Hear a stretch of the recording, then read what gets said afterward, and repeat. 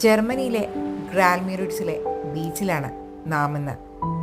ഇവിടുത്തെ ബീച്ച് കാഴ്ചകളൊക്കെ ഒന്ന് കാണേണ്ടത് തന്നെയാണ്.